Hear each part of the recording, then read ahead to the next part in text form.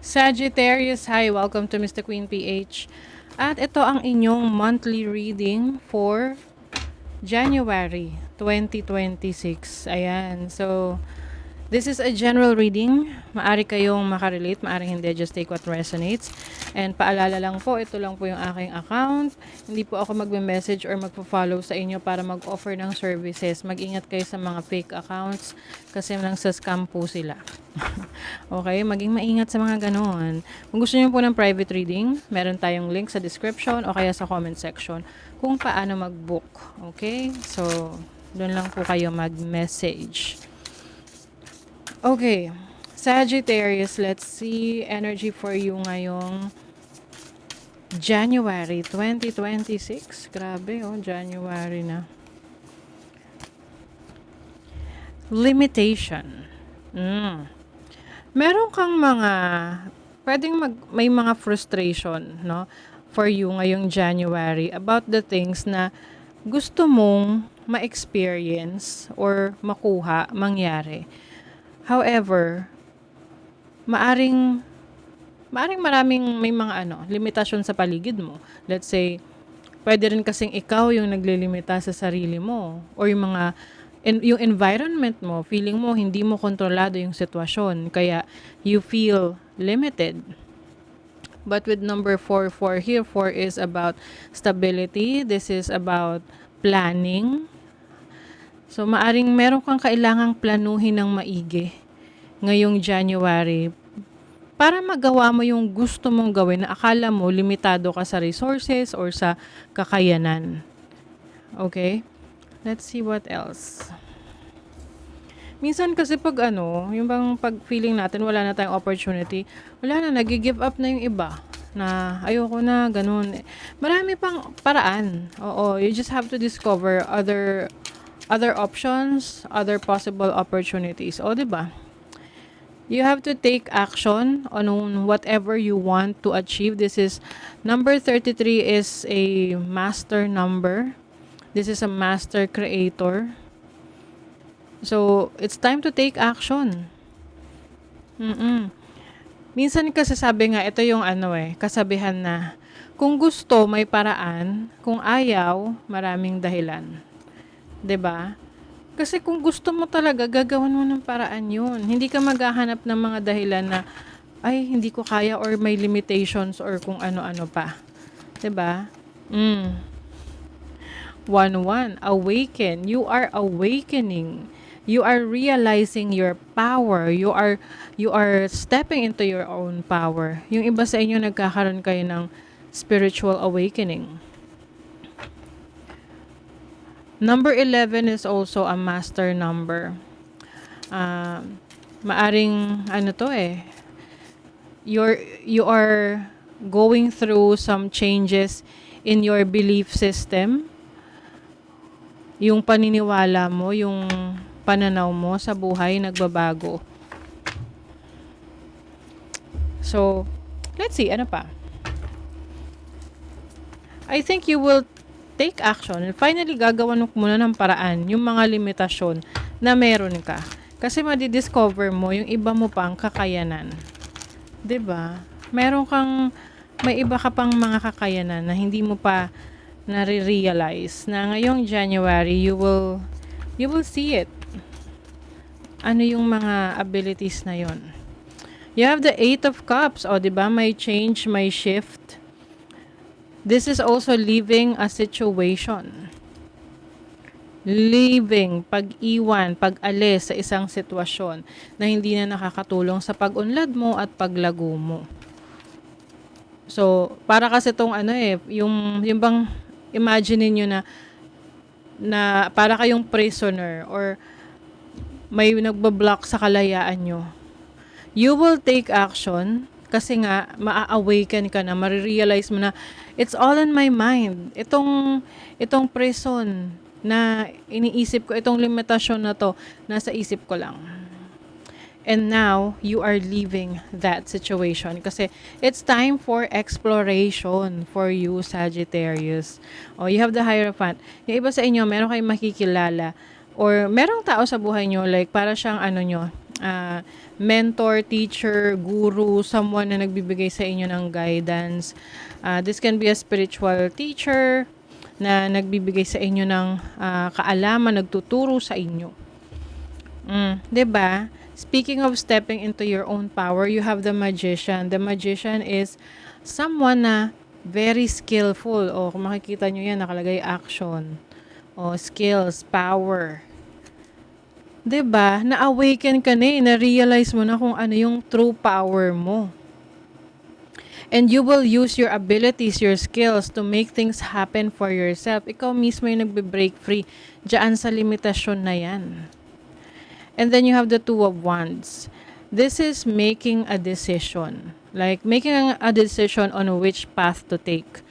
And maari ring merong person nga na nag-guide sa'yo kasi this is also about partnership, planning. So, syempre, kung meron kang gustong puntahan na destinasyon, kung hindi mo pa kabisado, kailangan paplanuhin mo kung paano ka pupunta doon. 'Di ba? Aalamin mo yung detalye doon. Kung maayos ba yung kalsada na dadaanan mo, ito ba ay may mga makakainan ba along the way, yung mga ganon. Justice, this is balance, equality. And also, decision. Meron kang big decision ngayong January. Itong decision na to is yung pag-alis sa limitasyon mo.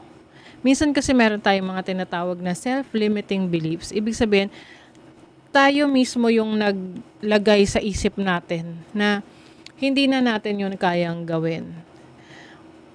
Kung ayaw naman natin gawin yun, then it's okay kasi ayaw naman natin eh. Pero kung meron kang gustong gawin, tapos iniisip mo na hindi mo siya magawa kasi may limitation ka, edi ikaw na mismo yung pumutol, tumapos nung pangarap mo na yon, 'di ba? So, enlightening, kumbaga, ang January for you. Kailangan mo lang mag-decide on which path to take. I feel like meron ka ring madidiscover kasi about yourself eh.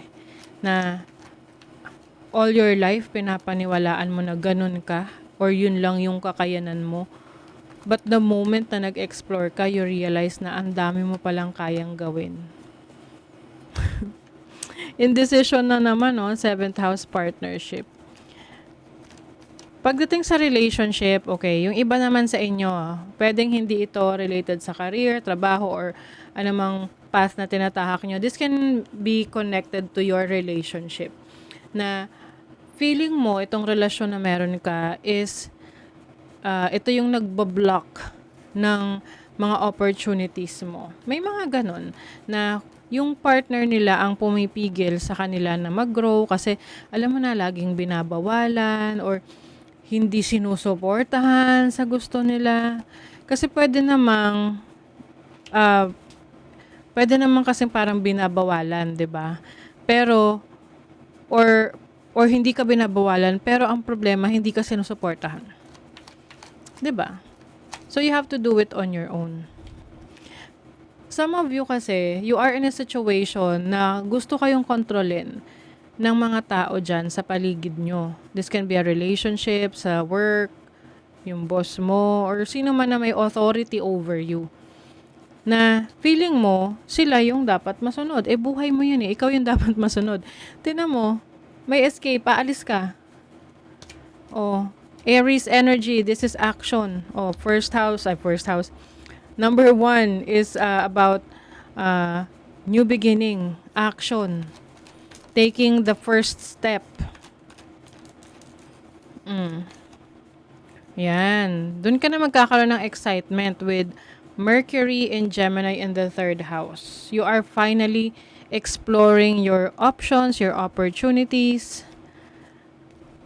'Di ba? Ang ganda. Mercury is also about learning. So, pwedeng meron ka mga learning opportunities. At yung mga natututunan mo or matututunan mo na yan, magagamit mo siya to grow. To grow your career, to grow your finances, for personal development. Ang daming pwedeng gawin for you, Sagittarius, ngayong January para kung mawala ka sa isang limitasyon na matagal nang nagpapahirap sa buhay mo. Mm. Kasi alam mo, ang mga Sagittarius, they are meant to be free. Free thinker. Kumbaga, explorer. Kaya mapapansin yung mga Sagittarius, mahilig sila mag-travel, mahilig sila mag-aral, pero kung hindi nila yon nagagawa, merong something sa buhay nila na parang ang bigat, na parang may kulang. So, if you're this kind of Sagittarius na feeling mo may kulang sa buhay mo, it is because you are not exploring enough, no, to know more about yourself, about the people around you, 'di ba? Oh my God, tingnan mo. You are a joy seeker. Oh, ayan. You are a joy seeker. 'Di ba? Seeker. Naghahanap. You are a joy seeker. Someone na naghahanap ng happiness. Oh, what little victories can you celebrate? 'Di ba? Yung mga maliliit na bagay na nagpapasaya sa'yo, yun yung i-cherish mo, yun yung i-hype mo, yun yung i-highlight mo sa buhay mo. Kasi yan yung mag-a-attract ng mga masasayang energy sa buhay mo. And that will fuel you to break free and learn more about yourself again and explore. Wow. Ang ganda ng message for you, Sag. So, yeah, that is your reading for January. Meron pa tayong ibang readings for money, career, finances, and love life. So, abangan nyo na lang yung mga readings natin, okay? So, thank you so much and see you again.